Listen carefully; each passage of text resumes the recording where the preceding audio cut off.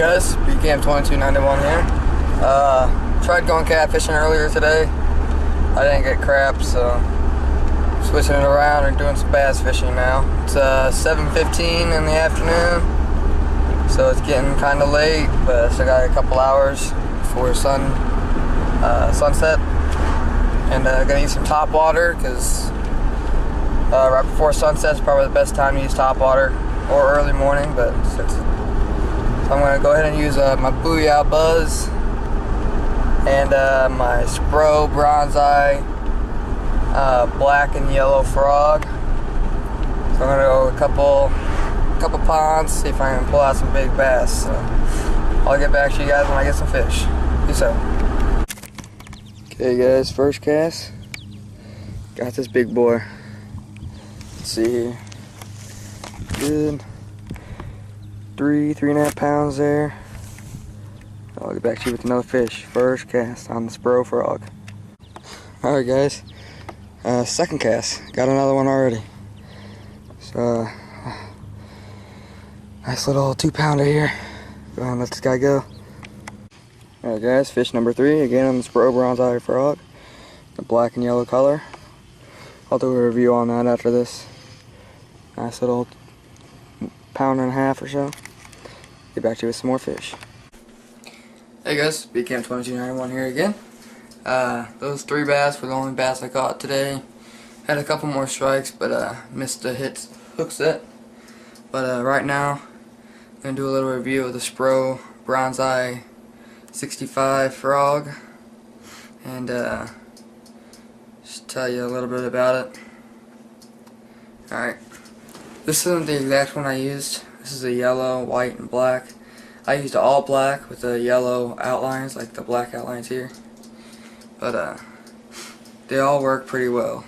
Try to use natural colors, so it's a little more natural. And I used black because it was getting dark out, and I wanted the contrast. Black on murky water, it shows up better than a light color on murky water at night.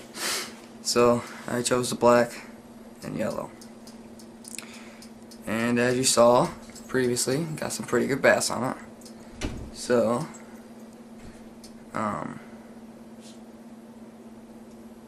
yeah. So once again, this frog right here is made by Spro, the Dean Rojas series, Bronze Eye 65. They have a I think it's called Spro King Daddy or something like that. It's these frogs, but they're bigger. They're like the size of a bullfrog. So unless you're going for a huge like pike and muskie or really big bass, the 65 series is good. That's perfect size. Once again, as you saw, like my first 2 casts with that frog, I got 2 bass right away. And then it took me a few more to get my 3rd one, and I was pretty much skunked after that. I did get a couple more hits after it, but I didn't get the hook set, or they didn't grab the frog. I had one of them just hit the frog, and the frog just went pop, and flew out of the water. So they missed the frog, but it's alright. It's still cool to see a strike. So it's good to use braided line with these, because you're going through heavy cover like lily pads, logs, cattails, tulies, anything like that. So it's good to use braided line. I use 50-pound test, and it pulled those bass out of the lily pads really well. So they have all sorts of different colors. They got this yellow and black one. They got some green colors. There's a natural green. I have that one too, but I broke one of the hooks off of it. The black and yellow, they got a solid black with red eyes and a little bit of red skirting on the tails. They got white ones. They got all sorts of different colors. If you go to tacklewarehouse.com or the Spro website, you can find all the colors and pick what you want. But I got the yellow, the black, and the natural green. And I also have a true tungsten, which look a lot like the Spros, and they work pretty much just the same. I like the Spros better, but the true tungsten in like a darker moss green color. So that should Should be pretty good. But there's some modifications you can do to these. I strongly suggest you do some of them. But I haven't done anything to this one yet. But if you pull the hooks out, if you get some steel wire, just wrap it around a few times to add some weight to it, so the butt of the frog will sit down more. It puts across the lily pads a lot easier. You can do that, and it's a really good modification you can do. Or you can also, if you have like a big split shot, a really big heavy one, you can get it around the hooks. You can try that, but I don't have any big ones to do that, so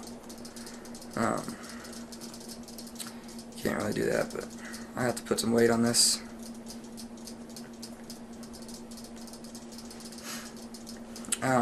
When you first get these out of the package, they're a little stiff. So what you want to do is just kind of work with your fingers for a while, and just kind of push down the body of the frog to kind of loosen it up a little bit. That way, the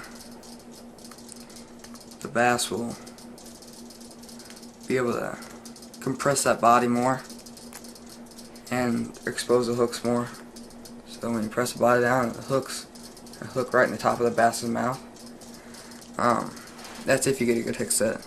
The ones I had today were in the side of the mouth, and they came out as soon as I got them on land. They flopped right off the hook, so I was lucky I got them in. But the skirts, some people don't like how long they are, so a lot of people trim them like this short or this short. And the action's pretty much the same. It's just they just don't like it. They think it gets caught up on a lot more weeds or something. I just leave them how they are. But I mean, it's up to you. Experiment. If you have a bunch of them, cut them all different lengths and see which one you like better, and just roll with that one, I guess.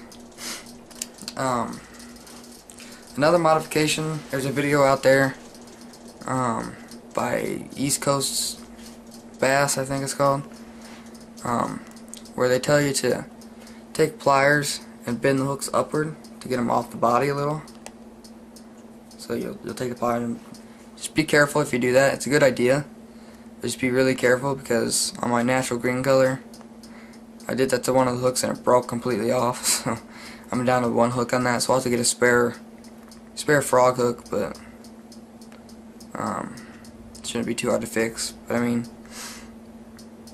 just be careful when you're doing that. These do get water in them, but it's no big deal because it actually weighs it down a little more. So instead of sitting like this, it'll start going like this. So you don't have to worry about getting the water out or anything. But definitely, if you guys don't have one of these, I'd strongly suggest you get one, especially if you fish heavy cover a lot, lily pads, scum, moss, a lot of logs, or anything like that. Definitely one of the best baits out there for that stuff. Pulls out some big bass. Very good baits, and probably one of the best frogs out there on the market right now.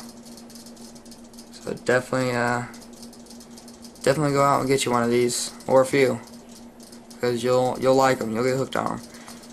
But just like all other frogs, make sure when the fish pops out of the water and grabs it, make sure you wait a second or two to set the hook, because otherwise you gotta make sure they get that body compressed down and the hook's in their mouth.